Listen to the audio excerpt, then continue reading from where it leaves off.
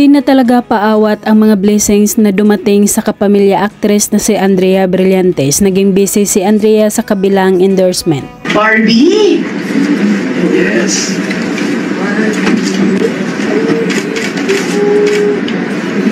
Luna Barbie.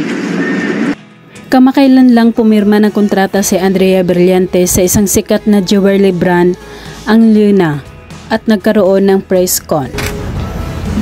Luna Barbie. Hello po sa inyo lahat. Good afternoon po. Thank you all so much for coming. Thank you. Alright. Dumating si Andrea na suot ang kulay pink na damit at para siyang Barbie tingnan.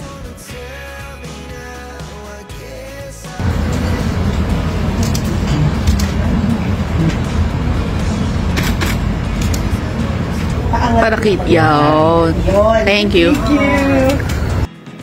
Tinatanong ang aktres kung sino sa mga kaibigan niya ang bibigyan niya ng discount kapag bumili ng kanilang mga alahas. Narito ang sagot ni Andrea. So, bibigyan ko po yung best friends ko, si Danica Onteco, si Bea Bores, tsaka sino pa ba? Si Cyril Manaba.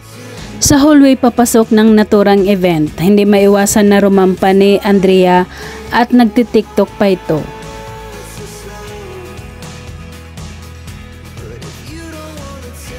Yan na naman si ate ko. Naglalaro na naman siya ng ganda-ganda.